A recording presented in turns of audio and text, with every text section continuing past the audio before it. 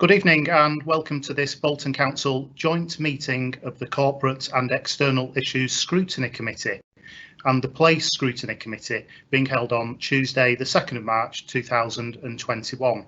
The time is just after 6 p.m. and I am Councillor Richard Sylvester, the Chair of this joint Scrutiny Committee meeting and the Chair of the Corporate and External Issues Scrutiny Committee for this municipal year at Bolton Town Hall. We are holding this joint scrutiny committee because agenda items on the work programme for the Corporate and External Issues Scrutiny Committee also come under the remit of the Place Scrutiny Committee, so are also relevant to the members of that scrutiny committee. I would therefore like to welcome members of both scrutiny committees, our Bolton councillors, our Bolton Council officers, and also to members of the public if you are watching this meeting live via the Bolton Council website or the recorded version on the Bolton Council YouTube channel. Our committee clerk this evening is Vicky Ridge, and you will hear Vicky's voice throughout the meeting as I consult with her, and our technical officer this evening is John Duckett, and one of John's roles is to make sure that the meeting runs smoothly by moving the camera from speaker to speaker and playing our presentations, but please do bear with us just in case there are any technical difficulties. Behind me in the town hall is our committee corridor on the first floor in this historic building. So to tonight's agenda, therefore, and item 1 is declarations of interest. If any member has an interest, please would you unmute your microphone now and declare it.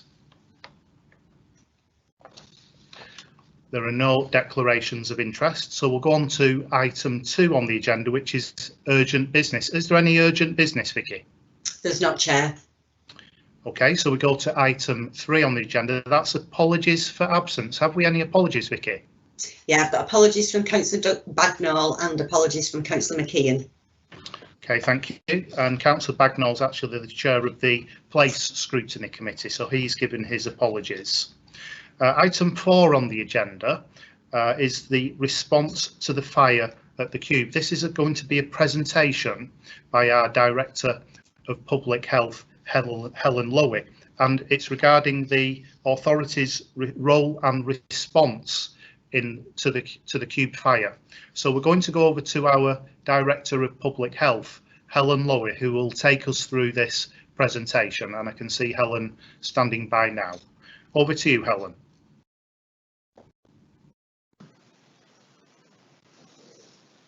Thank you very much, and thank you for the invite to this evening's meeting. Obviously, just over a year ago when the Cube fire happened, and as I say, I'll be going through our response as a local authority, both to the actual major incident itself and also to the recovery phase. Just want to say as well, a really big thank you to the people who've also helped me pull the slide deck together. Janet Pollard, Brian O'Connor, David Wingfield and Mohammed Desai as well, who's really helped support through this, and also recognition of all of the officers involved, including people over that weekend as well. So thank you to each and every one of them. Next slide, please, John. And John was also involved, so it'll bring back memories to John as well. Just to remind people that the Civil Contingencies Response, and it was from the Act of Civil Contingencies Act 2004, which defined an emergency. So it was an event or situation which threatened serious damage to human welfare in a place in the UK, the environment of a place in the UK, or war or terrorism which threatens serious damage to the security of the UK. As a local authority, we are a Category 1 responder, and we have to ensure that we have all arrangements in place, various rotas, response plans, as well as volunteer registers, so that if any incident emergency does happen, we can respond to that. Just want to highlight just a couple of things in this. We have forward incident officers, often at the bronze level, tactical officers at the silver, and strategic officers at the gold. We also have various functional plan coordinators, we have rest centre volunteers, and we have emergency control centre volunteers. And really, Also to say that to coordinate our own response to emergencies, as a council, we maintain a dedicated emergency control centre facility as well. Next slide, please, John. So, as I say, when there's a civil contingencies response is required, a very command and control response is instigated, and there's different levels of decision making at the strategic, tactical or operational, and sometimes they're called gold, silver or bronze. So strategic is your gold, tactical is your silver and operation is your bronze. And again, it's a response for that emergency. It's necessary to ensure that decision making in response to an emergency is controlled and accountable, and so that's why we have the clear levels of responsibility. Each agency participates in each level of the multi-agency command and control system, so it's not just local authorities as category 1 responders, but it's other organisations as well. And then to support this command and control system, we maintain a number of emergency plans which can be activated to provide and coordinate the response tailored to the needs of the emergency. And these plans are our overarching emergency management plan for the council, and we have 6 functional plans: alternative accommodation, emergency transport, highways and engineering, media and warning and informing, emergency welfare and neighbourhood services. Next slide, please. Again, just to give a background, is the multi-agency coordinating groups. We have a number of these, and that all depends on the nature and severity of the incident. The police silver commander may bring all of these tactical commanders and officers together to form a tactical coordination group, and also in addition to that may bring officers together to have a strategic coordinating group, again depending on the response required. And they meet as frequently as required given the circumstances of the incidents, with all key decisions recorded in writing for audit purposes. We also in Greater Manchester have the AGMA Civil Contingencies Resilience Unit, the CCRU, and they're also able to assist in major or mass incidents, again at that strategic and tactical level. Also provide assistance at Emergency Control Centre if we need to. And again, just to say, the record keeping is absolutely key, and we have logists, we have trained logists across the council who then support the strategic and tactical officers to ensure all actions are logged. Next slide, please. So when the fire happened at the Cube back in November, the council was notified of the Cube fire through the correct major incident procedures. So the activation, the major incident procedures were activated, and on-call officers dealt with the incident throughout the night. So we had a forwarded incident officer there, we had a tactical officer, and we had a strategic officer, all responded on the Friday night. On the Saturday morning, the GMP, the police, Greater Manchester Police Force Headquarter control room opened, and that was to coordinate and continue to coordinate the multi-agency response. All of the meetings for the major incident was chaired by the Greater Manchester Fire and Rescue Service, and a number of strategic coordinating groups and tactical coordinating group meetings were held throughout Friday night, Saturday morning, throughout all day Saturday into Sunday, when the incident was stood down on Sunday evening. All category 1 responders attend those meetings, so obviously local authority was in attendance, and also because of the Cube fire, the residents of the Cube fire were university students. The university also attended. All actions and coordinations were agreed at the SCG based on intelligence at that time, and then cascaded into the individual organisations in attendance. The tactical officer, who is also fortunately gold level trained, represented the council at the force headquarters as well. And again, we had additional support from CCRU at the force headquarters. We did open our own emergency control room as well to coordinate our response in Bolton over that weekend. And due to the length of the incident and the intensity of the incident over the weekend, our officers, the tactical and the forwarded incident officers, actually we did a rota basis so that there was rest included as well, because, as I say, of the intensity. Next slide, please. Once the major incident is stood down and closed, which happened on the Sunday night, so the fire and rescue declared the major incident as stood down then, that's when the recovery phase of the incident then starts. And recovery phase is usually council-led.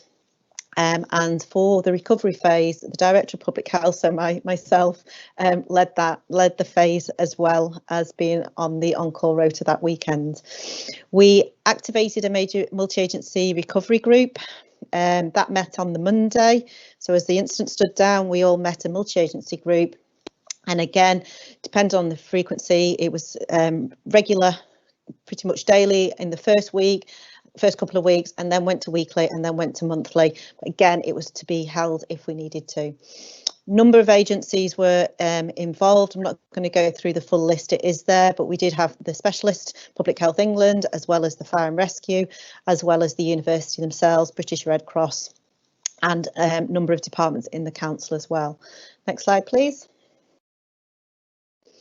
So I chaired the CUBE's Recovery Coordinating Group, the RCG, and the purpose, we had terms of reference all set out, and it is to provide that strategic decision-making body for the recovery phase once the handover had taken place between ourselves and the fire and rescue, to give a broad overview and represent each agency's interest and statutory responsibilities.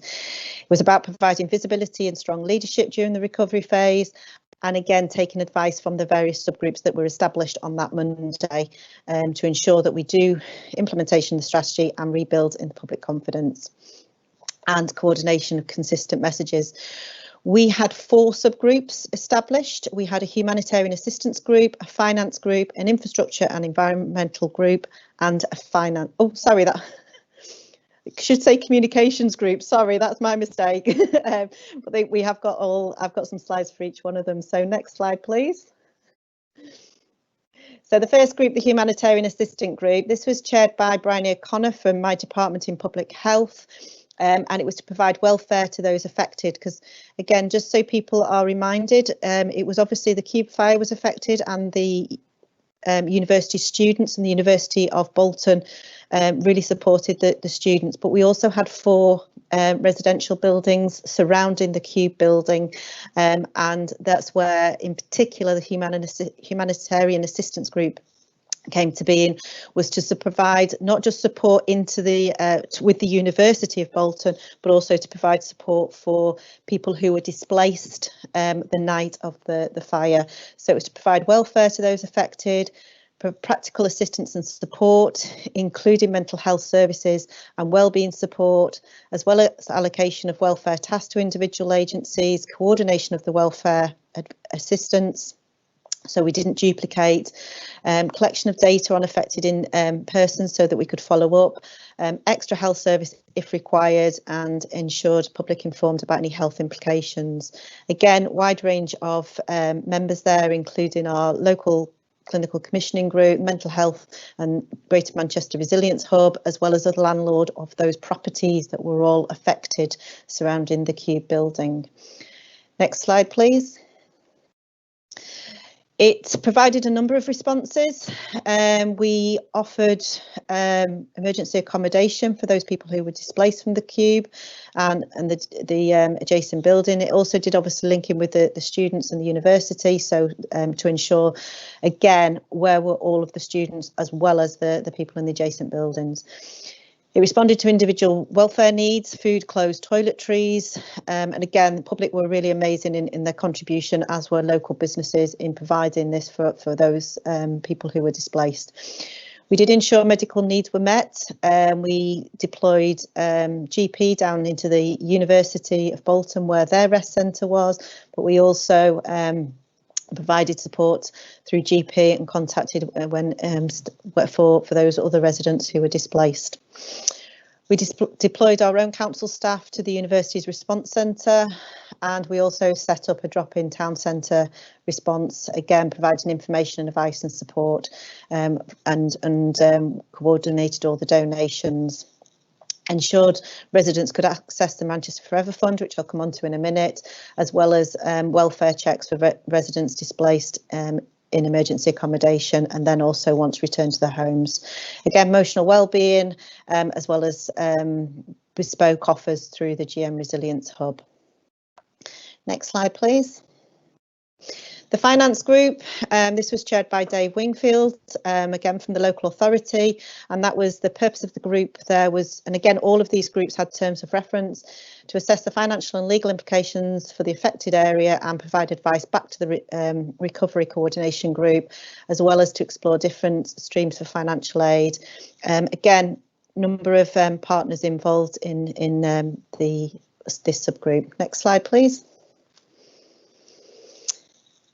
For this, obviously, there was a flood of donations from members of the public, a wonderful response, and we used the Forever Manchester Fund, which had actually been set up originally as part of the Manchester Arena response, and that coordinated and enabled us to coordinate and distribute cash donations. Initially, we received approximately £20,000 from members of the public for the major incident that weekend. And that was really to support the students who were displaced, but because of the recognition that obviously other members of the public and the residents were also affected by from the nearby properties, as the recovery group and as the finance group, we wanted to ensure that we could cover costs for those residents as well. So Forever Manchester Fund subsequently was awarded £40,000, £20,000 for the Cube residents and £20,000 for those living in the affected buildings. We did set up a board of trustees, and this was so that we could administer the fund. It was multi-agency again, and they called it the Bolton Cube Fire Relief Fund. In total of that fund, there was actually just over 51,000 because we had additional donations after the 40,000 from the Manchester Forever Fund, from other fundraising and contributions and donations.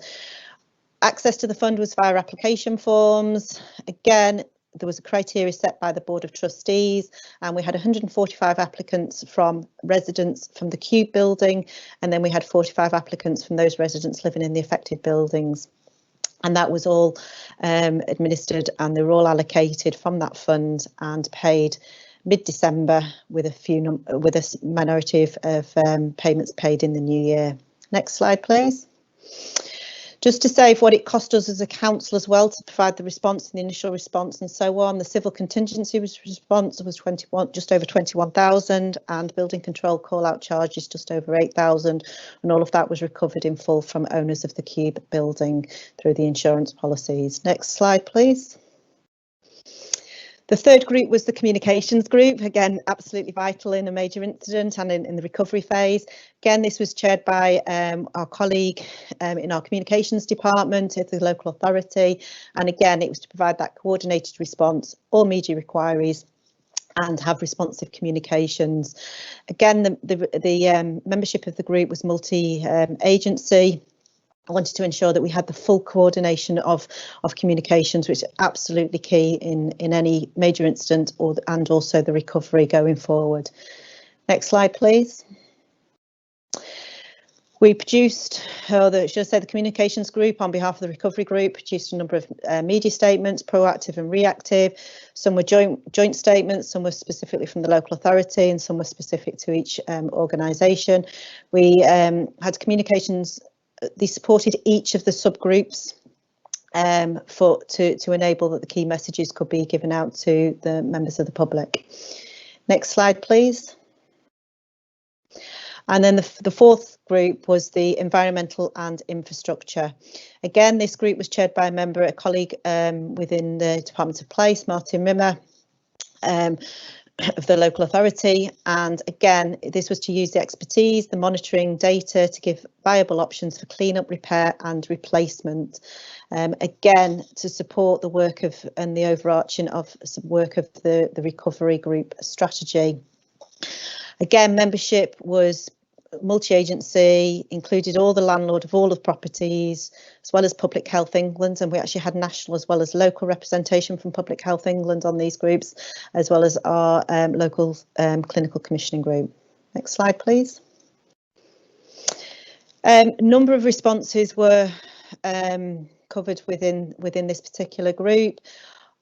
Obviously around the construction of the building through to assessing some of the structure. We also As part of the response and the recovery, the local authority deployed staff to assess the debris in the surrounding areas, to arrange barriers for the reopening of adjacent roads and buildings, using PPE to clean up council property, and also provided advice to other people who are also having to clean up the various debris. Working with Public Health England, we undertook air quality measurements. We also took samples that if we wanted to sample the debris, we could do, so that we had that comprehensive environmental and infrastructure approach. Under the Section 77 Building Act 1984, the local authority issued a letter to the owner to make the remainder of the non-imminent part of the building safe, because the cube was split into what we called phase 1 and phase 2 parts of the building. Again, there was partial demolition of the building floors 5 and 6 for the phase 2, where the fire was actually the fire had actually started in that phase 2 of the building.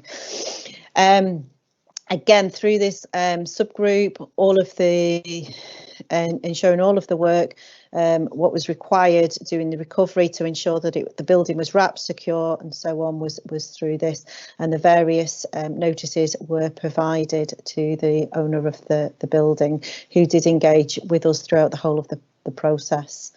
And again, for the phase 1 part of the building, replacement of damage for fire doors and ironmongery, cracked glazing and so on was also undertaken. Next slide, please. So when we finally finished, we have done an impact assessment. I also attended a multi-agency structured debrief at Greater Manchester Police Headquarters that was facilitated by the police, really reflecting not just on the incident but also on the recovery, and also the Civil Contingencies Resilience Unit also facilitated a structured debrief for the council. I'd actually asked for this to be over 2 sessions, because when we do debriefs, they tend to focus mainly on the major incident, what happened there and then. But I wanted to ensure that we had the full debrief across the whole of the recovery phase, because it's absolutely, the recovery phase is as equally as important.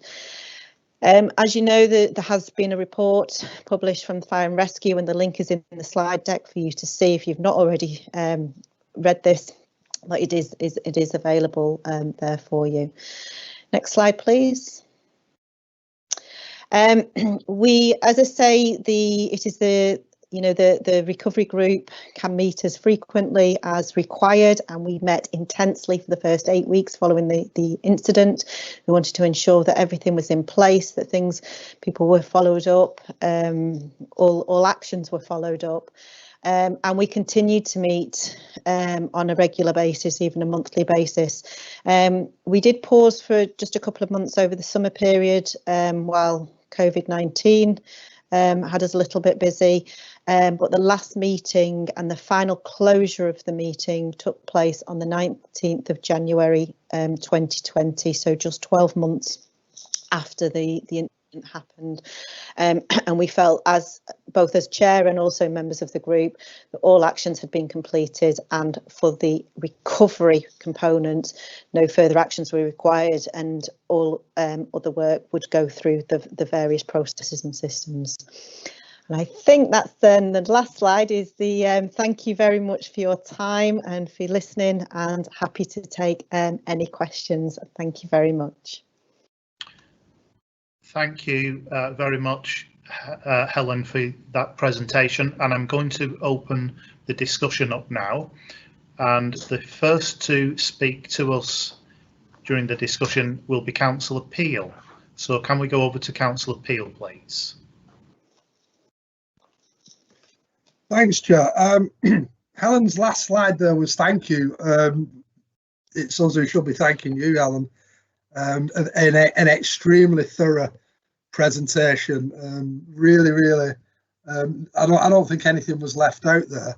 And I think having this presentation at Scrutiny is incredibly important for members and members of the public to understand the depth of activity that goes on in an emergency situation.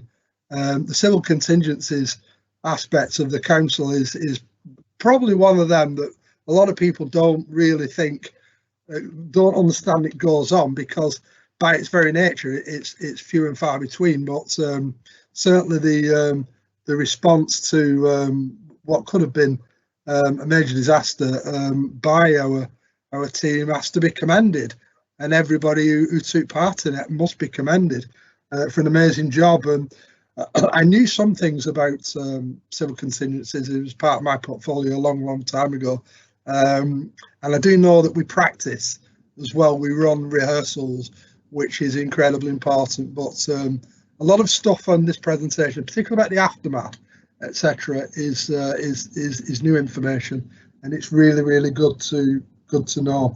I suppose one of the things that comes from any emergency situation is lessons learned, and that there are aspects that that your team, the civil contingencies components of the council, can pick up on. It's relevant. It's within the remit. What could we have done differently? There are the things we could have done better, although it's hard to imagine what you could have done better. Are the lessons to learn, but the only kind of things that I can pick up on really in terms of lessons to learn is poor fire safety regulations. And I was in a meeting a few months back with colleagues, with representatives of the Cube, some of the students who were there, and was appalled, absolutely appalled to discover that two separate fire alarm systems in the buildings, so that when one was triggered as a result of the fire being detected, the other didn't go off. They weren't working together, which is really worrying. So this actually meant that some people in the building where the fire were evacuated, while others were completely oblivious to it. And I don't know what aspect of the council, whether it's our building control or health and safety part of the council, would pick up something like that, feed in, make recommendations back to HM government for tighter regulations. But it is something that definitely disturbed me. And I suppose this subject cannot go by without mentioning the issue of cladding. And we've raised this multiple times in the past. I think the disaster, the Grenfell disaster, has really opened our eyes to the danger of flammable cladding, and it really still is a pity that that the Cube isn't eligible because it's purpose-built student accommodation. I had a run-in with a few officers who were on this meeting today in terms of interpretation of what that means, with officers saying, the exec member saying, yeah, but just because the law says the Cube isn't entitled doesn't stop us from applying. And I thought, yeah, that's not really the answer I was looking for, and I do think that's a pity. I think the government have made some moves on cladding, and that's to be commended. But we just know across the UK that we've got thousands of potential disasters waiting to happen. So I appreciate, Helen, you perhaps can't answer some of them, but again, I can't emphasise, the admiration from all of us for what your team did, and all of the other partner agencies.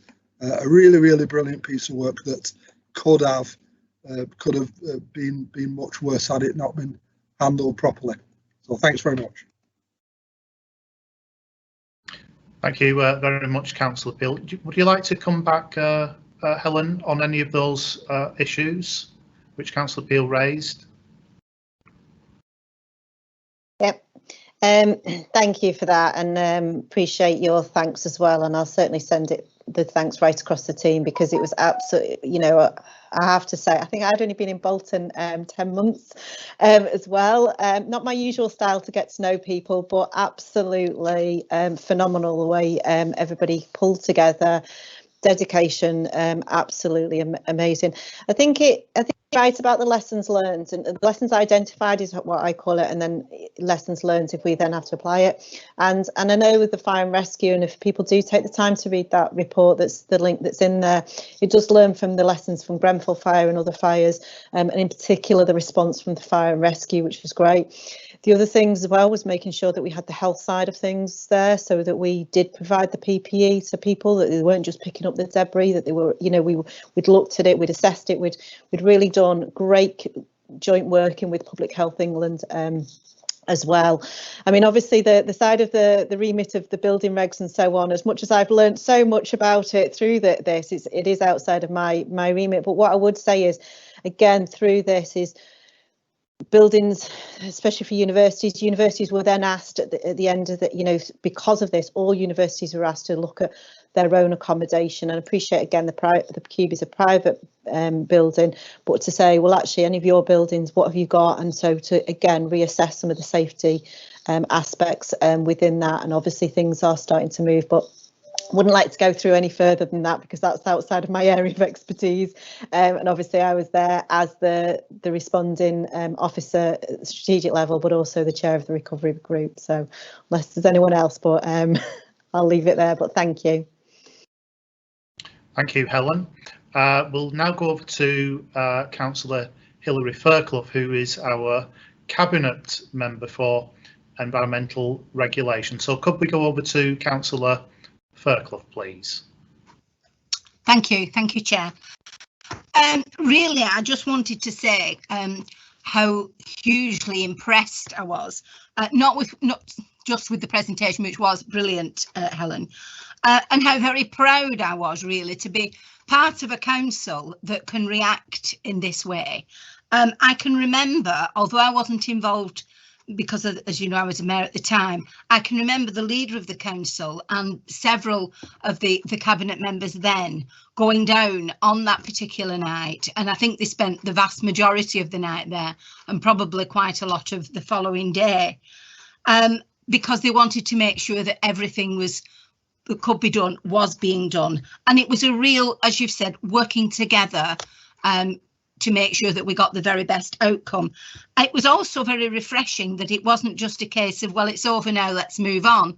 I visited the university to see for myself what they were doing, and it's an absolutely fantastic way in which they looked after their students in every possible way. I was so impressed by it.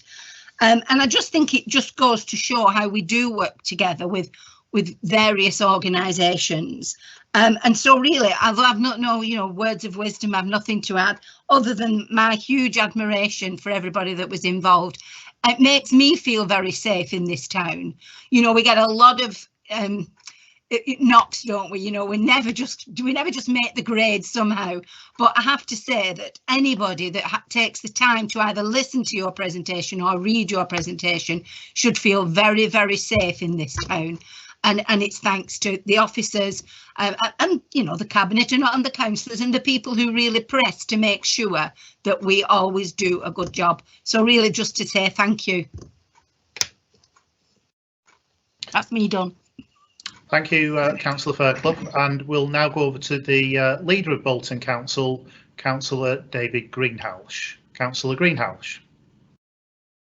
Thank you, Chair. And without wanting to sound like a broken record, I too absolutely must put on record my huge amount of gratitude and thanks to Helen, who led on who was by no fault of her own, was on civil contingencies lead that weekend and did a fantastic job pulling everything together. But as has been said, all the teams and partners who really pulled together on that night, I'm sure, like many of us, I first became aware of it very early on. Actually, it hit, as most things do these days, hit social media, started to be shared widely.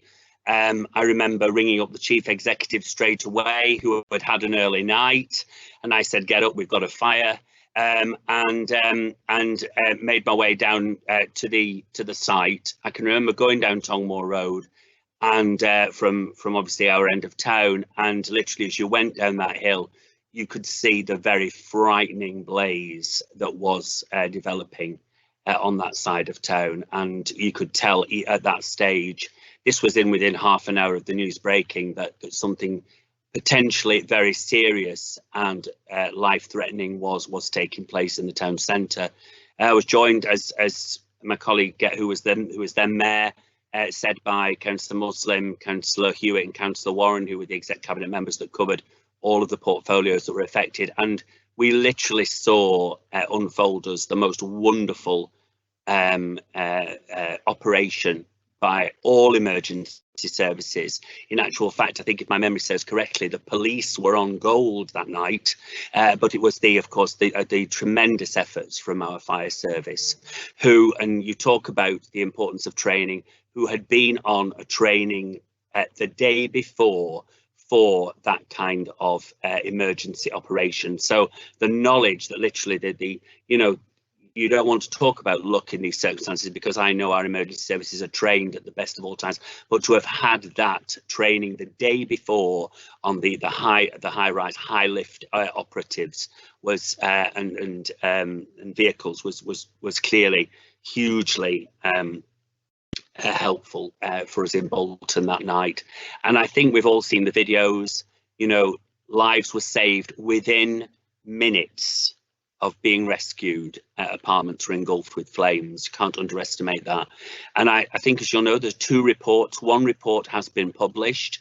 The second report, which is the more detailed, crucial report on the spread of the fire, has yet to come. And I think it's important that that probably comes to scrutiny. That will have a lot more of the actual, I think, detail on why that fire spread at the rate of knots that it did. Hugely important from the fire services point of view. They have acknowledged that they get that absolutely right. Talk about lessons learned.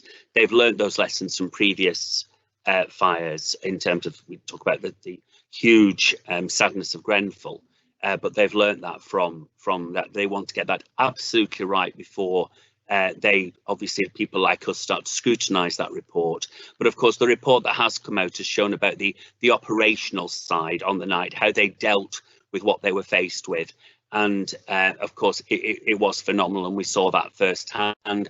We saw the University Act exemplary, in that they, along with the council, were committed, had teams on site finding alternative accommodation. The voluntary sector turned out in force, and I think a special mention for the student ambassadors.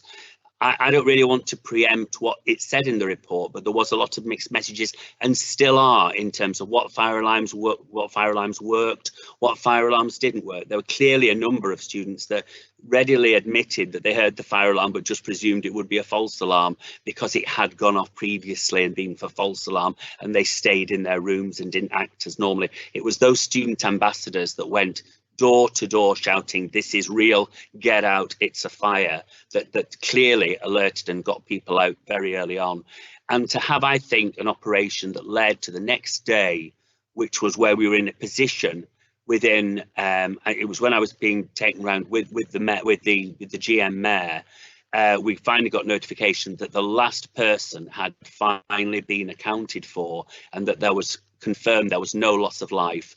Was clearly a very emotional side, but absolutely was tantamount to all the effort and complete and utter dedication of those firefighters that night, who went in time after time, after coming out, having to go drink gallons of water, take, in some cases, take breathing apparatus, and then go back in on another tranche, going back in to combat it. So huge gratitude that night. I think there's a lot more work that will still come about on this, on clearly on the building regs. The idea that you could see that there was material that looked like cladding, which was the pathways, when clearly that had just, and it was deemed and challenged and had been tested as non-combustible, and yet it had literally just melted. The walkways had disappeared, had melted under the severe heat. So there is a huge debate and consultation to be had on what is deemed combustible, because when you're in those furnace conditions, it's a heck of a sight different than just putting a blowtorch to something and seeing if it catches fire. So I'm sorry I've gone on, but it does warrant just a thanks to everyone, just to understand just what happened that night and how everyone came together to make sure that everyone was safe and well. Thank you very much, Chair.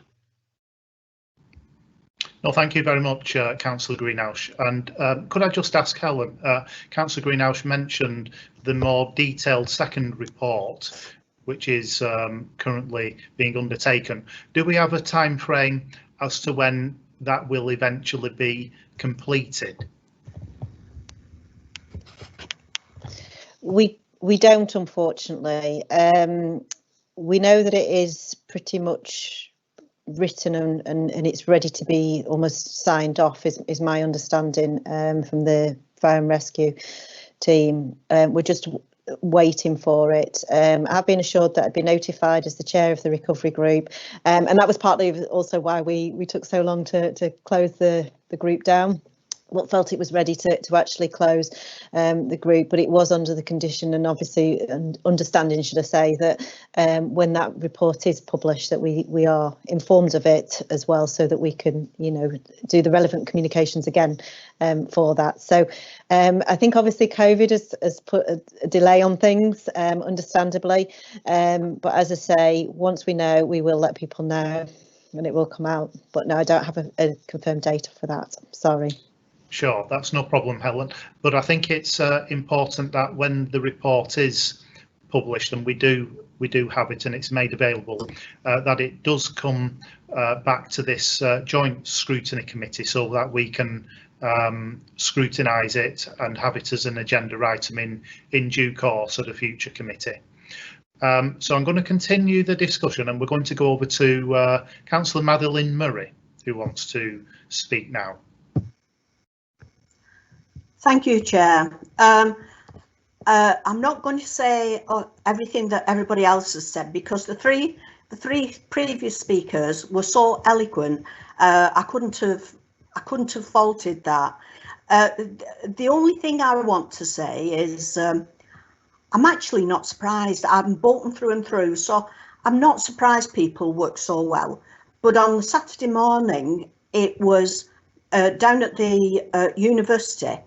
It was absolutely wonderful to see businesses queuing up, ordinary families like myself. We were all going in with toiletries, T-shirts, anything we could lay our hands on. Because when you went in, it was a big mix, really. Some of the students were well organised, but there were just a few sitting in corners that were a bit shell-shocked, I would say.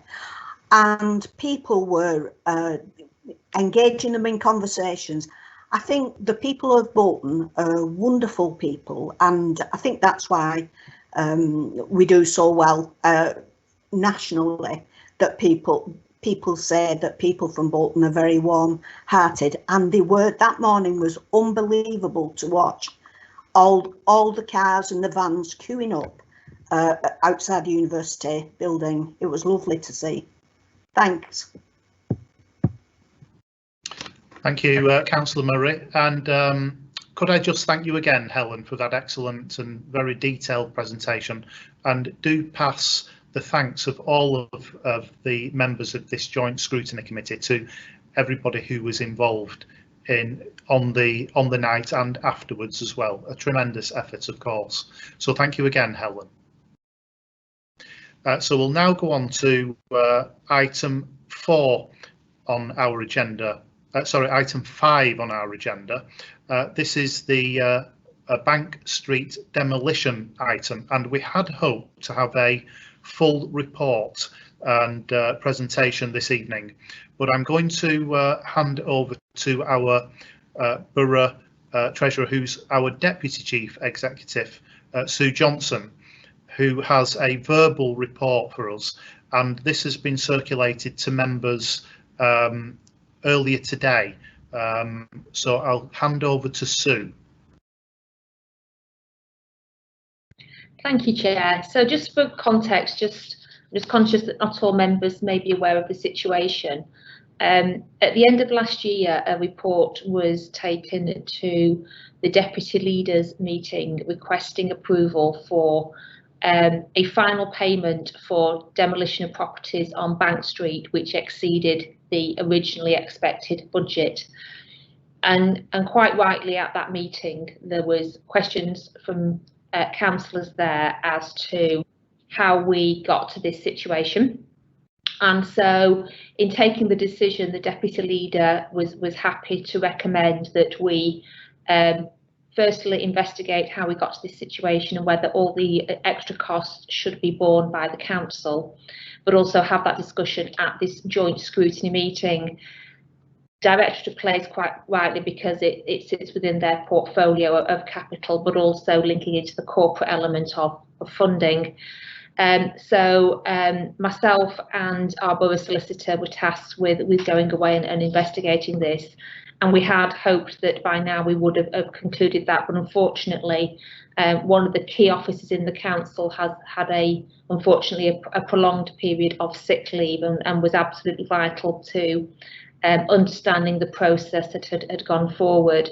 But also there was an incredible amount of information on this scheme. It is quite complex and there's been a lot of detail to go through, so I do apologise that we're not in a position to be able to have that discussion this evening. However, as is indicated in the explanation that has been circulated to members, we fully intend now to press ahead, and we will hopefully be in a position to, by the 12th of April, to be able to have a joint meeting again where we can have a full discussion as to the events around this project. I'll hand back to yourself, Chair. Thank you. Now, officers are not able to answer questions, but what I will do is allow comments, and I will also allow questions to the deputy leader on this issue, if members should have any comments or questions to the deputy leader. I can see that Councillor Zaman has indicated to speak, so we'll go over to Councillor Zaman. Thank you, Chair. As Sue has mentioned, I was one of the members who had some concerns about the process, timescales leading up to the meeting on 28th of October. I think Councillor Wilkinson and Councillor Hornby were also present at that meeting. I wanted to call this item in. I was then advised, because this item had been brought to the special exec member meeting with the consent of the chair of Scrutiny Committee, which is yourself, Chair, this item could not be called in. However, we will have the opportunity to scrutinise this at a special Scrutiny Committee meeting, which is tonight. Yeah. So I mean, this is a question and comment for the deputy leader and the leader. This kind of leaves a bad kind of taste in the mouth, if I can say that, because we waited for this item to get to the Scrutiny Committee. We are still not any further from where we were 3 months ago, or 4 months ago, I would say now. Can the leader or the deputy leader give assurance that at the meeting on 12th of April, we will get the full information? I am very conscious of the sensitivities around this, but I think it's absolutely vital that members get the opportunity to discuss this for the sake of transparency and openness. Thank you. Thank you, Councillor Zaman. And as the chair of this special scrutiny committee, I'm as frustrated as yourself that we're not able to discuss this item tonight in the detail that we wanted. And I'm very keen that it does come to the corporate scrutiny committee on the 12th of April. So I'll echo exactly what you have said, but I'll also ask the deputy leader for that assurance that this item can come to the scrutiny committee on the 12th of April, if the deputy leader or the leader wishes to respond, and we can go over to the deputy leader of the council, Councillor Cox. Thank you, deputy leader. Thanks, Chair. As members will be more than aware, we don't set the agendas of scrutiny committees, Chair, and you'd be the first one out of your seat if we started setting them. They're very much set by the scrutiny chairs. I think what's important is that the scrutiny committee get the response that they're looking for, and I'm as disappointed as anybody that you've not been able to get that tonight. And I would hope it would be forthcoming on the 12th of April. I think it's important members aware that what they're going to get is a technical response, because it is a technical issue that we're dealing with. This is a bit of a busman's holiday for me, and I know the type of works they've undertaken, and I know how difficult they are to budget for, because it's a little bit more than demolition. It's described as a demolition contract. But when you're doing that kind of demolition in the area that we are talking about, inevitably you find things that you were not able to assess when you first looked at the site, because you're taking down buildings, you're having to build retaining walls, you don't know the extent of the retaining walls, the thickness, the specification. So it is going to be a technical response, and that's why it's important that the person that's closest to it actually provides a proper written account of what happened.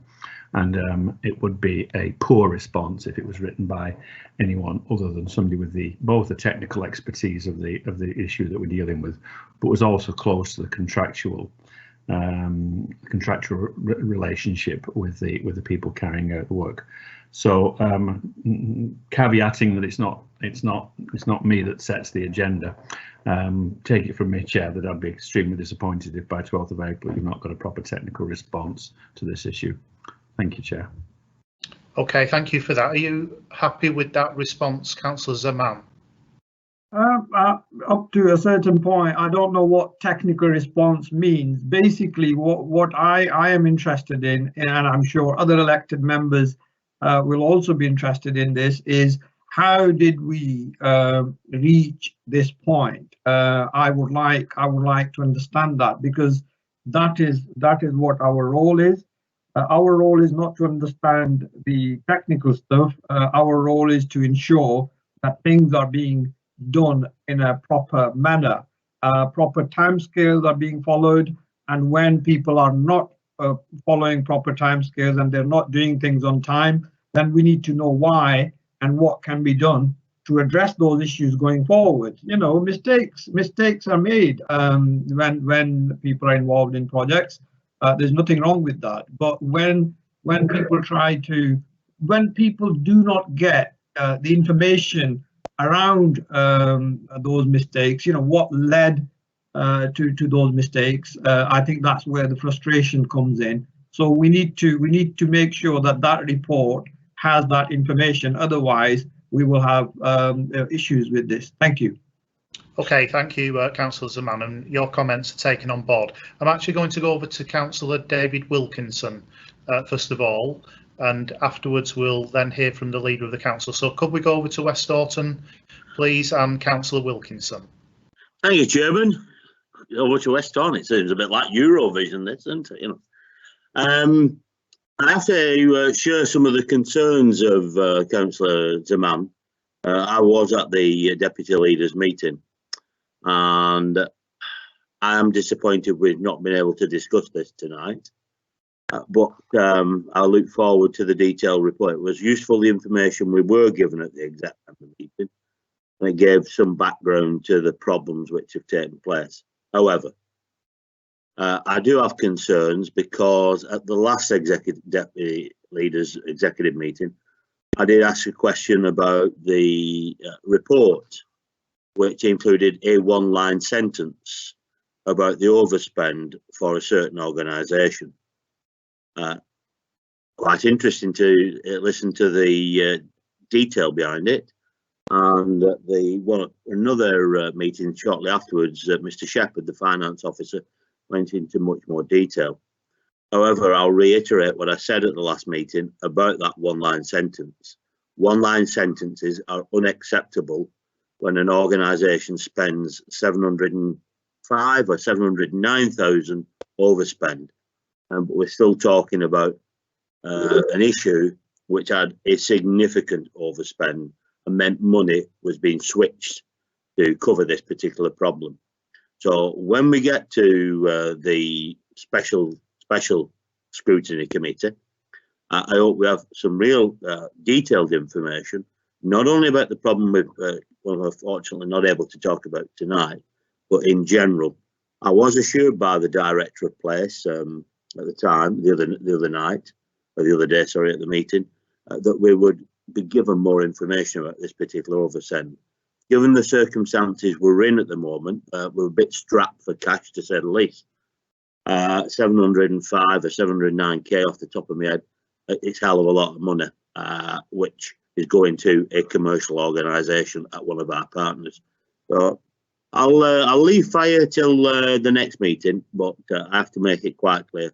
I expect a lot of detailed information about what's going on. I have to give notice if that information is available. We'll be asking more questions. Thank you, Chairman.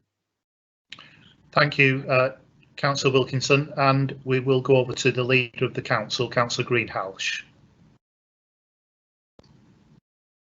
Thank you, Chair. I think the message has been received loud and clear. You will get a report on the 12th of April by hook or by crook, I think is what we will ensure. I think in your position I'd be equally disappointed. All I can say is that I have had assurances that the reasons are justifiable. I'm not all over the, as you would imagine, I wasn't at the deputy leaders, either of the deputy leaders meetings, as that's not my meeting, obviously. I don't know what was said at those meetings, but we will definitely make sure that the report, or I'll work with my colleague to make sure that the report is technically adequate, it's sufficient, and is available for you to scrutinise. What I would say is I have had assurances, whether that be through illness or absence, that this has been what has got in the way with this report being completed. There is no other agenda here other than it has been delayed, and the level of report has not been sufficient in their absence to put before you in the detail required, and that is what the issue is here. It is not about in any way trying to hide anything or delay anything. Apologies. Understand totally your frustration, disappointment, and I'm assured now that that person is back and that we can press ahead and that we can get that report available for the 12th of April. Thank you, Chair. Thank you for that, Councillor Greenhalgh. We'll go over to Councillor Nick Peel now. Councillor Peel. Thanks, Chair. Yeah, I too wasn't at the deputy leaders meeting, but you know, I've heard enough of the concerns that have been expressed tonight by Councillor Zaman and Councillor Wilkinson, who were at the meeting, to understand that there's grave concerns here. So the only thing I want to add, and I appreciate, let me say, I appreciate both the leader and the deputy leader responding as they have to the concerns of this committee. The only thing I wanted to add, and it may have been an assumption that Councillor Zaman and Wilkinson made, but will the report be heard in public? Because I would be very concerned if it comes to the 12th of April meeting and the chairman is informed a few days before, and then also a few days before, that it's actually going to be heard in part B, it's going to be heard in the confidential part of the meeting. So I appreciate there may not have been a decision made on that yet, but I would say that this report does need to be heard in the public domain. I think it's incredibly important that it is heard in the public domain. So I would urge our legal people, who sometimes are more cautious than they need to be, to consider that very carefully. Thanks, Chair. Thank you, Councillor Peel, and that's a very good point you made. Certainly nobody has suggested to me, so far at least, that it would be a Part B item, and I would certainly resist that as the chair of this committee, and I hope you'll feed that back, Sue, to our officers, that it should be a report heard in public. But we'll come to that on the 12th of April. It's looking hopeful, very hopeful, that we will have that report from what's been said just now. So we'll go now to item 6 on the agenda, and this is a presentation on the use of gas canisters and knife crime, and I understand Kelly Hopkins is going to take us through this presentation. I can see Kelly now, so over to you, Kelly, to take us through this presentation on the use of gas canisters. This is nitrous oxide canisters, and knife crime, certainly with regards to younger people. So over to you, Kelly. Thank you. Thank you, Chair. Just to clarify, the vast majority of this presentation will be looking at the issue of nitrous oxide and the problems associated with it. Obviously, I'm here representing regulatory services, and whilst we do have some remits around underage sales of bladed articles and knives, obviously knife crime would be something probably best discussed and brought to committee via the Community Safety Partnership and the Council's Community Safety team. So I won't be going into a great amount of detail about knife crime in this presentation. So just to kind of give you a general overview, in this presentation I'll be sharing some information on nitrous oxide, the increasing evidence we have of widespread use both in Bolton and across the country. I'll be talking a little bit about the use of nitrous oxide, the risks involved, and also the facts about nitrous oxide and the law. There's a slide about some recent seizures we've made in Bolton, which has been really good news, and also I have a very short YouTube video clip to share, which gives quite a powerful picture of the effects of the use of the substance and the impact that has had on a young female. So if we can move on to the first slide, please, John. So first of all, what is it? I think probably all members will be familiar with the tiny little silver gas canisters, the graphic there. It's a colourless gas that's most commonly found in pressurised metal canisters.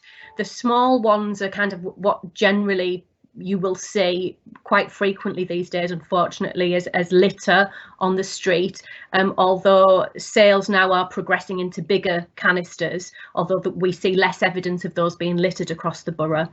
Again, these metal canisters are often found, you know, a couple of years ago you would see them predominantly around bars and nightclubs, you know, in areas where, you know, young people were socialising, but more commonly now they're being found, you know, across the borough in areas where young people congregate in groups.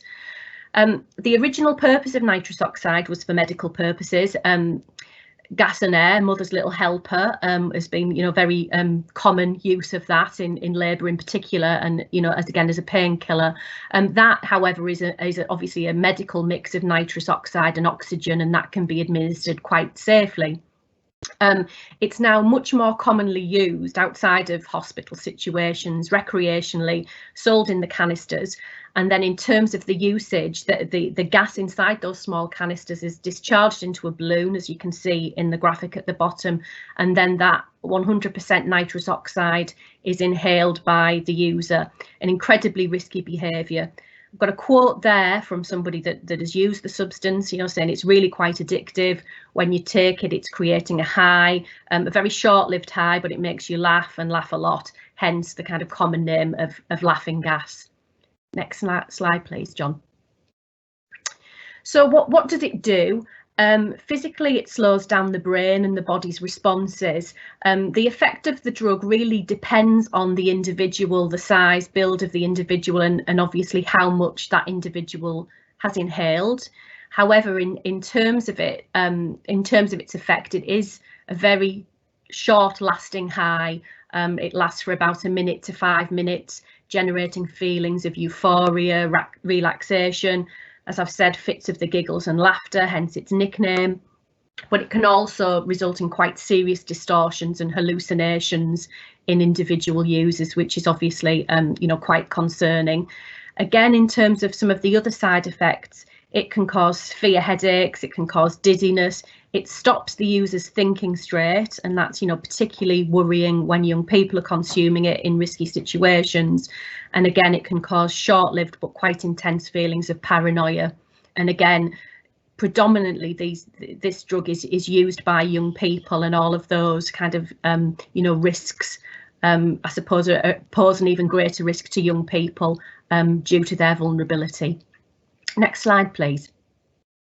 So in terms of some of the quite serious medical risks, if enough is consumed, that can result in unconsciousness or death from lack of oxygen. What happens again when the substance is inhaled, that actually deprives the lungs of oxygen and the brain of oxygen, and, you know, in worst case scenarios it can result in suffocation. I couldn't find any recent figures, but certainly nationally, I think between 2010 and 2016, nitrous oxide has been linked to the deaths of about 25 people. I'll kind of jump across to the other graphics here. Interestingly, these, you know, the gas canisters can be sold quite legitimately, and they're used as cream charges in the catering industry for anybody that's kind of used, you know, whipped cream. They can also be used, I think, in air guns. So they are sold for legitimate purposes, but obviously the majority of sales, I would say at the moment, are probably for illegitimate purposes. So going back to the risks, obviously it's very risky and dangerous to be inhaling the nitrous oxide. It's very high pressured. Obviously that's kept at very cold temperatures, and there have been cases of frostbite and quite nasty burns from people that are inhaling direct from the canisters. It can also cause spasms in the throat muscles, and it can stop a person breathing.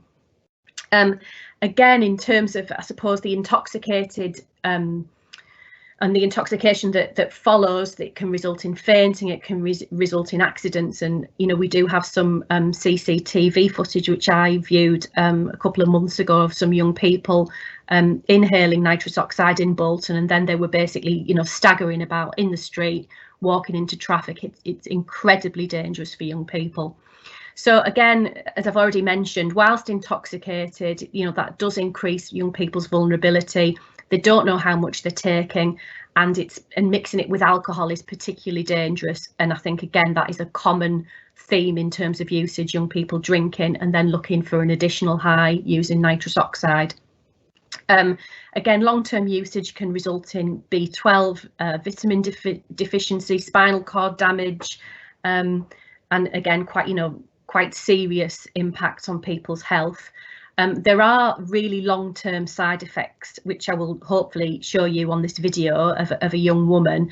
And again, just to finish off this slide, it is a very short-acting drug. As I've already mentioned, it's a high of about 1 minute to 5 minutes, which leads people to redose and redose. And moving on to the next slide, it will illustrate that, you know, you can buy these canisters in quite high volumes. You can buy them in packets of 12. So, you know, that, I mean, again, just to highlight this to members, I mean, if any of you have an Amazon Prime account, you could go on Amazon now and have, you know, 12 canisters or 10 canisters delivered to your front door by tomorrow. It's very easily acceptable. You know, there's very little regulation around the sales. If we can go back to the last slide, John, and see if we can put up the YouTube video, that would be great. Yep, just a second, Kelly.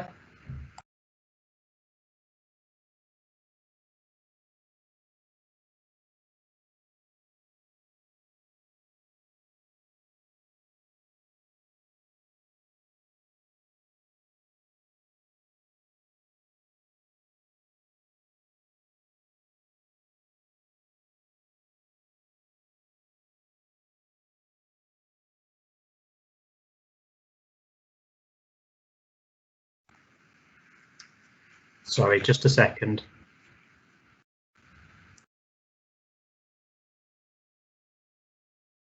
It was inevitable we'd have 1 or 2 technical difficulties, wouldn't it? I shouldn't be so ambitious as to try and show YouTube videos.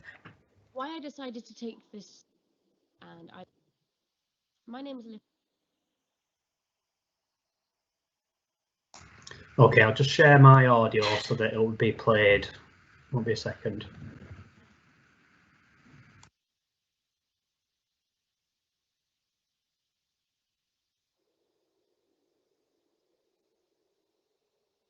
Olivia Golding, I'm from Bristol, and I may never be able to walk again due to nitrous oxide. How I ended up in a wheelchair was inhaling what we call NOS balloons from this little canister here. I inhaled numerous ones over a period of time, and it's now made me in this wheelchair because it starved my body of oxygen. Why I decided to take this drug is because it's a very popular thing nowadays. You see it everywhere. You see it in nightclubs and you see it in festivals. I wouldn't say it was peer pressure because everybody has their own opinion and their own looks on things, but I think it was just to fit in with the crowd. How this has affected me and my family is it's made a huge impact in our lives. I have to have 24/7 care and help from just making a cup of tea and even getting in the shower. How do I feel about not being able to ever walk properly again, maybe? I feel devastated and I feel selfish due to the fact that I have such a huge family and it's affecting people around me, not only my life but theirs. Moving forward from this, I want to make a good impact on a bad situation. I will be going around to schools and talking to the older years and about the dangers of NOS. I'll be visiting social workers, I'll be visiting hospitals moving forward as from next year. Why do I think so many people are using the drug? I think it's because, again, a lot of peer pressure is involved. I think it's, again, a very popular thing on the scene at the moment with all the festivals and things like that. But again, I think it is just because it's very easy to get hold of and people think it's legal. What I would say to others who are thinking of taking a NOS balloon would be think of me and whether you'd be able to cope with the fact of the impact of your life and your family. Is the drug worth the hype? No, it's not worth, definitely not worth the situation that I'm in now, especially the fact it's 22nd high. It's just completely silly.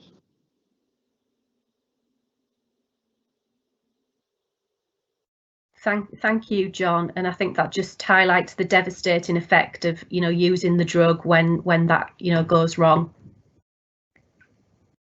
I'll just get the next slide. So I think we've just got the one before, please, John, I think.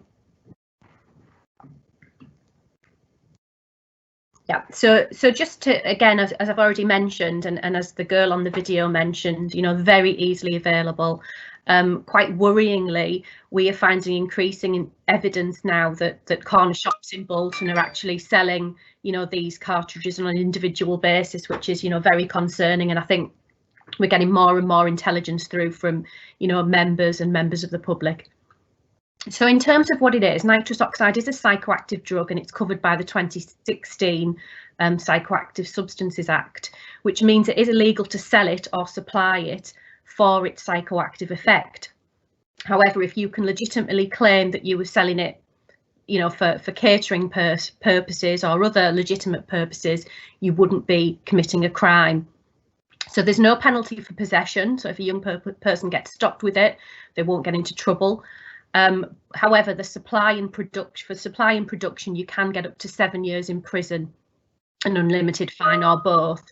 However, as I've already said, they're freely available to buy from the likes of Amazon and also from convenience stores in and around Bolton. I think I just need to make it clear to members that the regulation around nitrous oxide is quite difficult. The council doesn't have an enforcement role to play, or doesn't have the enforcement powers to play in terms of people selling and regulating businesses that sell nitrous oxide canisters. That is a responsibility of the police. They only have the power to enforce the act because obviously it's a psychoactive substance linked to drugs and the council doesn't have any enforcement powers in that particular area. However, if you can move on,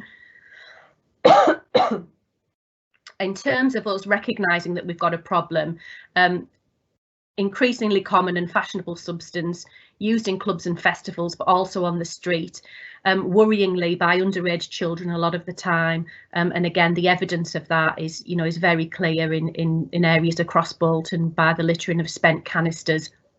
Not just a problem in Bolton, I have to say, it is a national issue.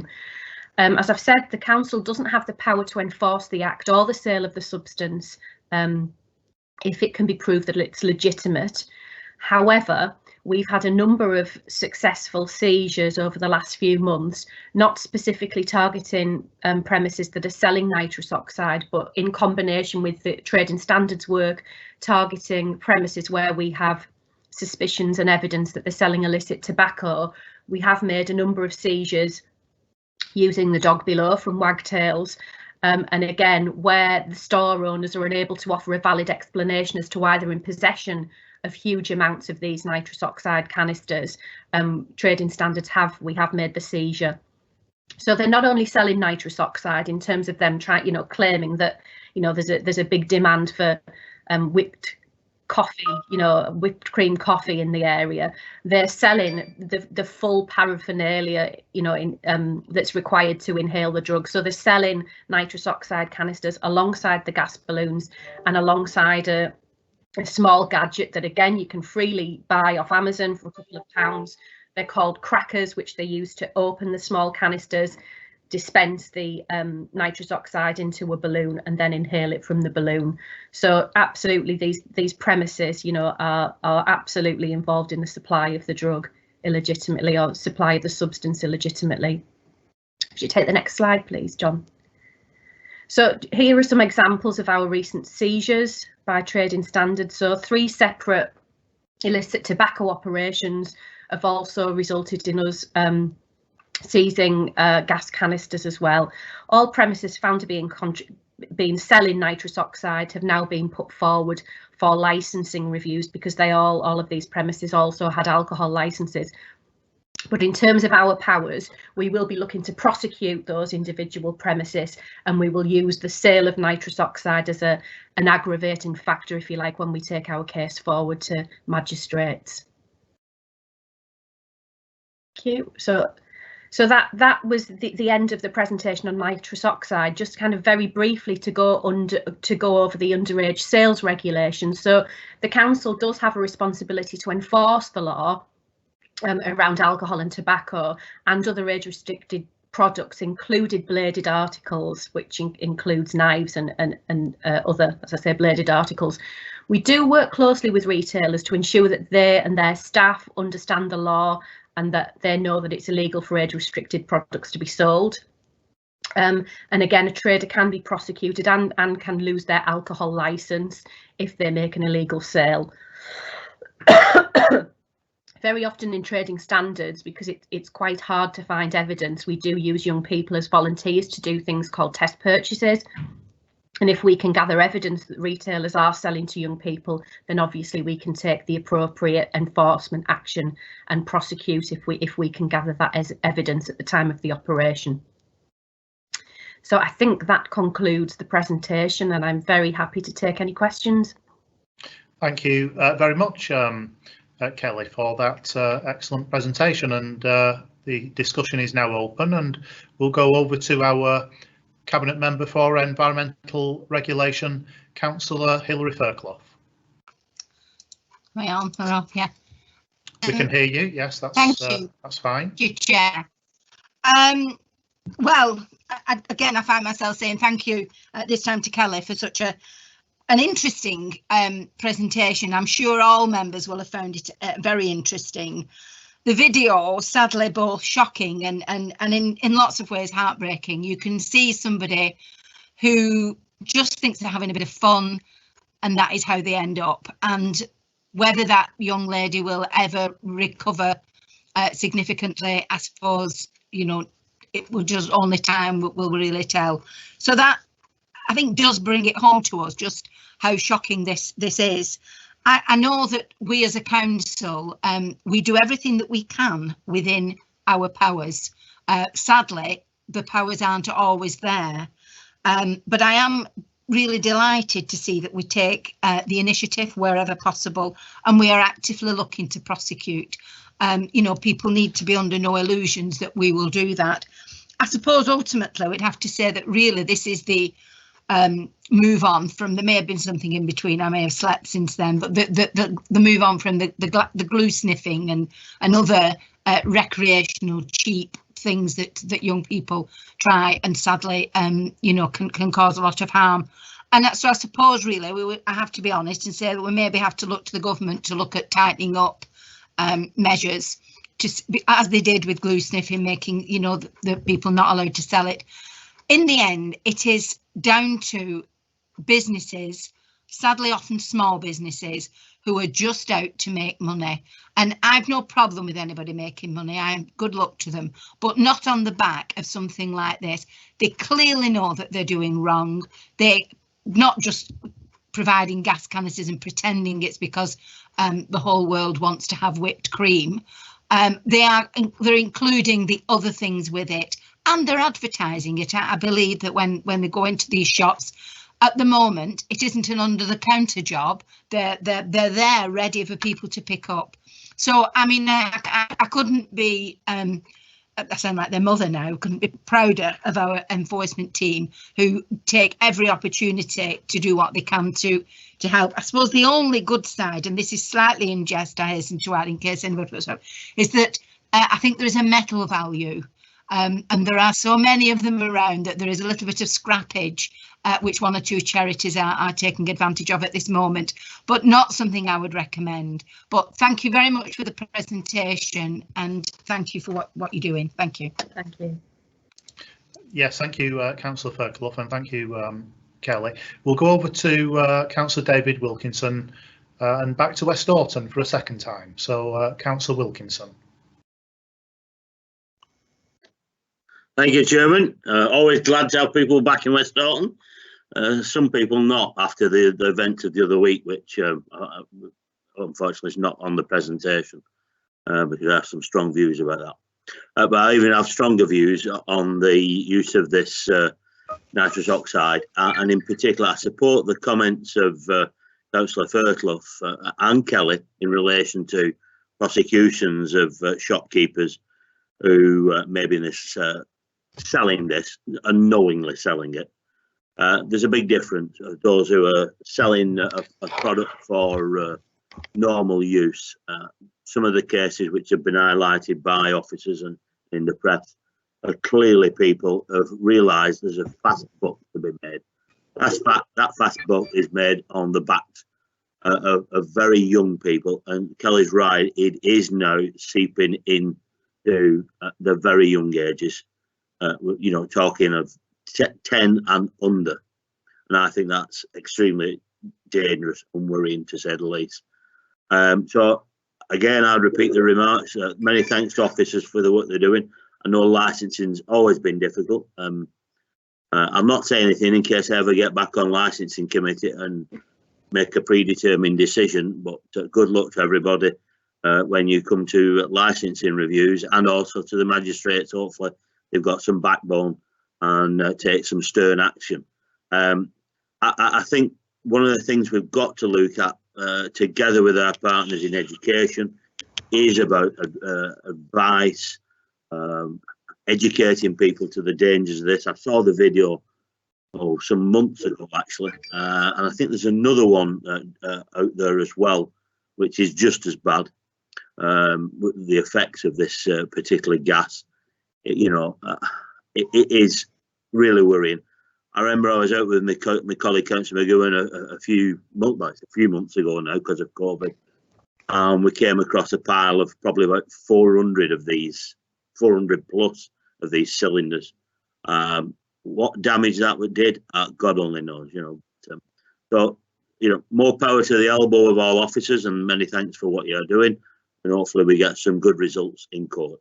Thank you, Chairman. Thank you, Councillor Wilkinson, and we'll go over now to Councillor Madeline Murray, please.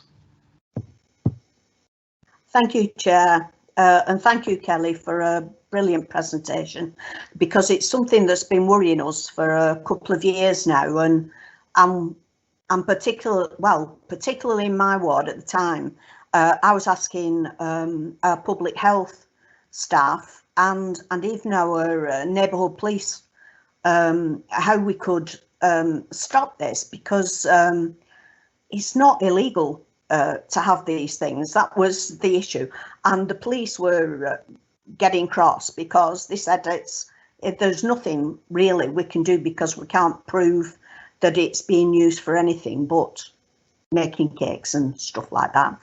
And we've all had these little silver canisters, in our wards, but it does lead to quite a lot of antisocial behaviour because they're quite rowdy as well.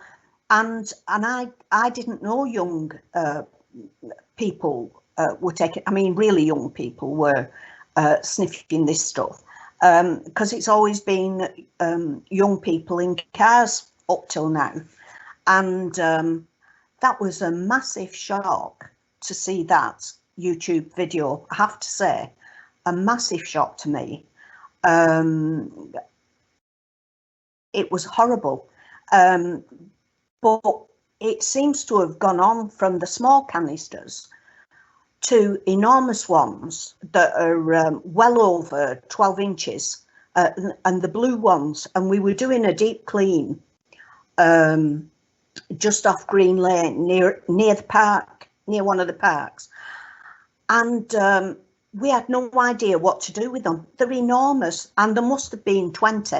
And thank goodness we had an officer from Bolton at home who knew exactly where to actually take them. I think they were taking them down where we do the. I'm trying to think. Down just past College Way, because we didn't know what else to do with them, and we didn't know you could weigh them in for metal. But it's really shocking to see that, and I think we all suspected that apart from it being antisocial for people, because they're parking a lot of the time outside people's houses and old people's homes, what injuries they're doing to themselves. And that is the first time I've actually seen it. I've read from our public health colleagues some of the stuff that where your throat spasms and stuff like that, but I had no idea that happened, that you ended up in a wheelchair. And I agree with Councillor Fairclough. I do hope the government are going to do something, because otherwise our hands are totally tied. Thank you again for the presentation. Thank you, Councillor Murray, and we'll go over to Little Lever and to Councillor Dave Evans. Councillor Evans.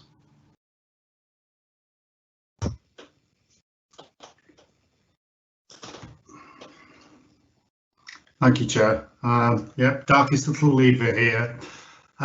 Just in terms of the presentation, yeah, good presentation, liked it. I'm not going to repeat what everyone else has already said, but it is more from a scrutiny aspect. I want to come at this in terms of the pathways people are using for the substance abuse. But NIBS is a similar approach in the same way. So if we're talking about young adults, then obviously they go to the shop, they purchase the goods, and it may be legal, it may not be legal, grey area. But are they using these substances in pubs and clubs? And I think somebody's already mentioned that potentially there'll be a breach of licensing conditions if they're using it on a pub premises or in a club premises. And if our enforcement team could, look at that and possibly educate some of the club proprietors and people who have on duty at the time, the doorman, about the potential pitfalls. It's quite a useful information pack you've got there. Surprised me how devastating it was. I realised it wasn't good for people, but I didn't realise how bad it was for people. So in terms of a further pathway, when you say we have limited powers, we have school governors, don't we, under local authority control. And if, again, the governors receive these presentations and impress on the teachers what to watch out for, children kind of behaving in unusual fashions, they may, if they are that young, whether they're junior school or high school, whatever they are. But I'd just like to, for you to take on board that there are things we can do in a proactive way. Yeah, I understand legislation, but we could be a little bit more proactive in terms of our engagement with our partners, such as nightclubs, pubs and schools. Thank you. Thank you, Councillor Evans. We'll go over to Kersley now, and Councillor Mark Cunningham. Thank you, Chair. And Kelly, could I just ask, these canisters, what metal are they actually made of? I think it's an alloy, but I think there's I don't know whether it's some kind of chrome metal that that is on the outside. I'm not sure what it is, to be quite honest with you, but I think the canister, if you'll see them when you see them on the road, they're either very shiny, but if they've been around for a while, that shiny silvering rubs off and they become quite dull. So I think it's some kind of metal alloy. It will obviously have to be strong because the gas inside of it's pressurized. So, you know, it needs to be quite thick.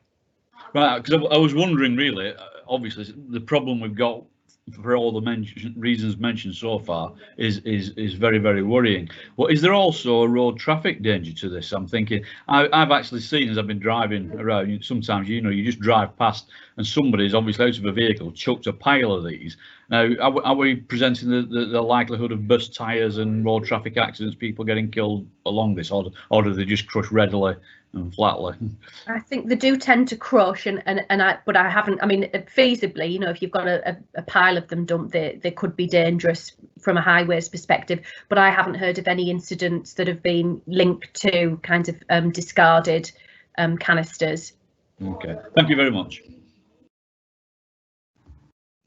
Thank you, Councillor Cunningham. And we're going to go over to Horwich. So from one side of the borough, from Kersley to Horwich, and Councillor Marie Brady is standing by for us in Horwich. Councillor Brady. Thank you, Chair. I should have tricked you and gone down to my daughter in Standish, but I'm not. I'm in Horwich. Thanks, Kelly. That was a really interesting presentation. And I think certainly we do a lot of litter picking, and you can't fail to notice these things, especially in nice areas, you know, such as car parks that have got scenic views and whatever. So they're obviously going up there when it's not being well used. But what seems to go hand in hand is the amount of alcohol, you know, discarded bottles, spirits, and cannabis use. So that tells me that these people who are doing this, the driving abilities must be really impaired as well. And is this something that we could work with the police with, so that when we're identifying them through litter picking, they can also then be checking the ability of these people to drive? Because it can't be any shock to know that they're tearing around at high speed, the number of accidents, but as you say, when they're getting involved with this, they're getting involved with other drugs as well. And as you say, it's pathways then, it's just increasing it. So it's just an idea and kind of an observation of mine. Thanks.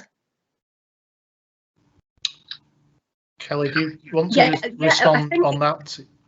Sorry, Chair. Yes, I think it would be very useful if you're finding kind of large deposits of them in any particular area. If you can flag that with us, we can liaise with GMP and put that on their radar so that they're aware of, you know, and you're quite right, you know, that people are, if it's particularly if they're consuming this sort of substance in a vehicle and also with alcohol and also with cannabis, you know, that is really going to seriously impair their ability to drive.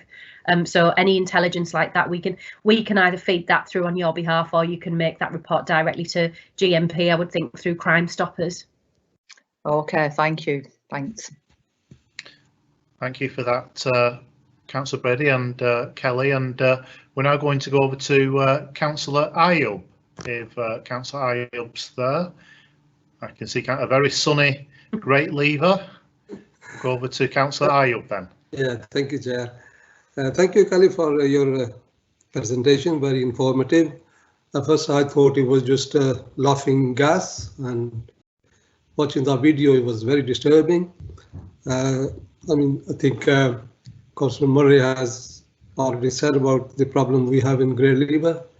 Especially the spent canisters are very disturbing. People can't come to us and say, what are you doing about it? On your slide, it says, slide 5, I think, was that supply and production can get you up to 7 years in prison, or have you fined both of it. Can you tell me what suppliers means, and why can't we enforce that? Well, the council don't have the powers to enforce the sale in the same way that we don't have the powers to enforce the sale of any other drug. That's a police power. However, you know, if the police can prove that somebody is in possession for the purposes of supply. So I know there was a big seizure I think in Fallowfields a few years ago of over 200,000 of these canisters, and obviously that individual, you know, couldn't legitimately claim that those canisters were for any other purpose other than supply, and as a result that individual, you know, was prosecuted by the police. So again, you know, what we are finding are you know, we're seizing quantities from you know, general dealers, you know, small corner shops in Bolton, but they're not, you know, they're not selling them on an industrial scale. But what I will say is that I think we are becoming increasingly concerned that this is becoming kind of just a new kind of, you know, retail line for some, you know, illegitimate business premises in Bolton, because, you know, as the presentation showed, you can buy 10 off Amazon for £7.99. If you were selling those for £1.50 a canister from a corner shop, that's quite a good markup for them. And again, they're not just selling the canister, as I've said, they're selling the balloon, they're also selling the tool to open the canister, and that as a package, you know, it's probably quite a lucrative sale if you're making, you know, a dozen of those a day. And I think the other thing as well is that these sorts of illegitimate businesses, you know, they are selling illicit tobacco, they're selling counterfeit alcohol, and they don't have any scruples at all in terms of selling, you know, psychoactive substances that could seriously damage, if not kill, young people. And, you know, again, we are working very closely with GMP to build up intelligence pictures now around the sorts of,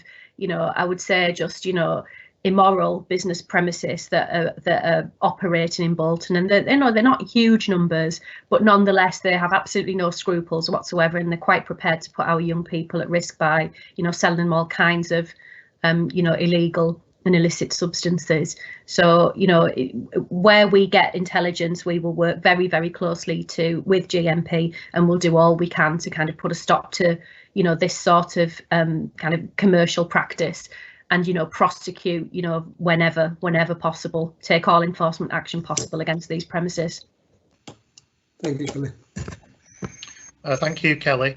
At the end slide, and you did put in the end slide about underage sales, and it's the council's responsibility to enforce the law, including bladed articles. Members did want, in the original text of the work programme, how they wanted to know how trading standards operate to stop young people buying knives through test purchases. That's the end slide there, I can see. Yes, yeah. And I just wondered, Kelly, if any operations of test purchases had taken place in the past when they were allowed before COVID. And I know whilst we're in COVID, test purchases aren't taking place with young people, but before that, were test purchases taking place to identify premises for selling bladed articles? Because of the volume of premises that we've got in Bolton, and obviously because of the very small numbers of staff we've got employed within the trading standards team, all of our underage sales and test purchases operations are conducted on the basis of intelligence that we receive from members of the public, from the police, from yourselves as members. And I have to say that members are probably our best source of information about what's going on in individual wards, because, you know, you're right at the coalface, and residents come and tell you what's happening. So a lot of our really valuable and powerful intelligence comes from yourselves.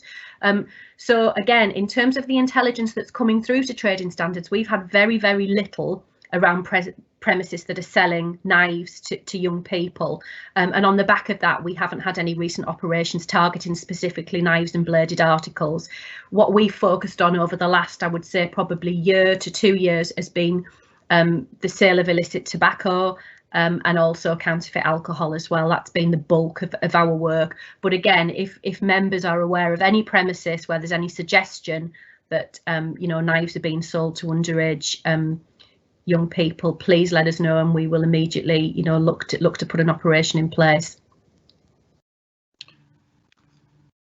Thank you for that, Kelly, and I would encourage members to feed back any intelligence to Kelly and her team, because in the past 3 weeks we've had 3 articles in the Bolton News about young people using knives. Councillor Wilkinson referred to what had occurred in West Dorton last weekend with a young person being stabbed. There's been a young person stopped on Great Moor Street with a fixed blade, and then there were young people in the Tongue area of the ward who were identified as committing a robbery with knives as well, previous to being stopped by the police. So it is of concern, and I would encourage members, if they have intelligence, to feed it back to Kelly, because it's important that such premises, and where these young people are obtaining bladed knives, then that obviously needs to be stopped. But thank you very much to our enforcement team for what you're doing. Thank you very much for that presentation, and obviously for putting that YouTube video in your presentation as well. It was very, very interesting to watch. So thank you again, Kelly. That brings us to the end of, actually we've got Councillor Peel, who's just indicated in the chat box. I'll finish the meeting off with Councillor Peel. You get the last word, Councillor Peel. Apologies to everybody who thought they were going to go and have the tea.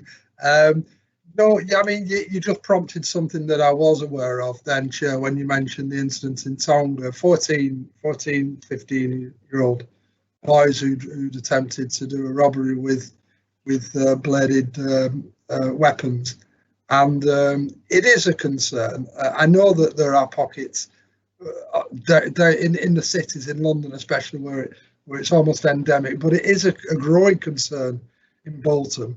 I would just put an appeal in to your team, Kelly, to just keep your eye on this, because I understand what you're saying.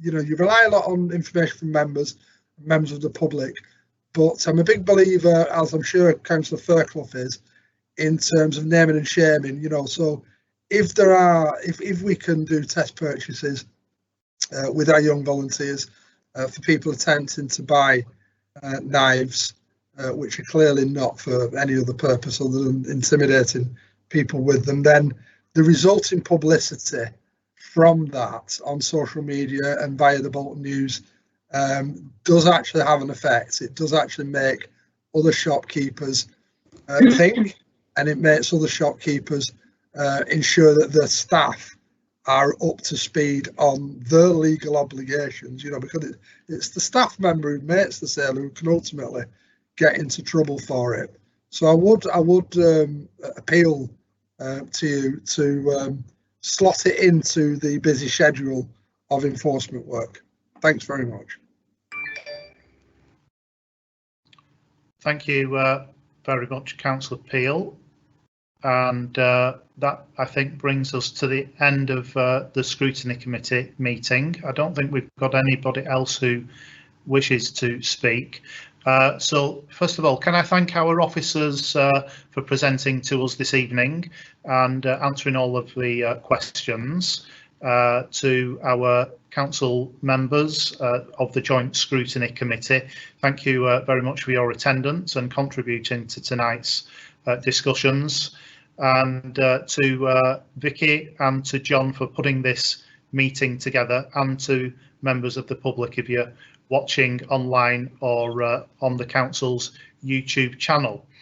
The next committee meeting of the Corporate and External Issues Committee is on Monday the 12th of April, and hopefully we will have that Bank Street demolition item on the agenda, and if it is on, then I, as chair, will be inviting members of the Place Scrutiny Committee to augment the Corporate Issues Scrutiny Committee for that item.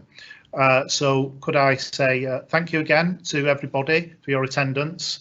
Good evening, and stay safe, everybody. Thank you, Chair. Thank you, Chair. Thanks, Chair. Thank you.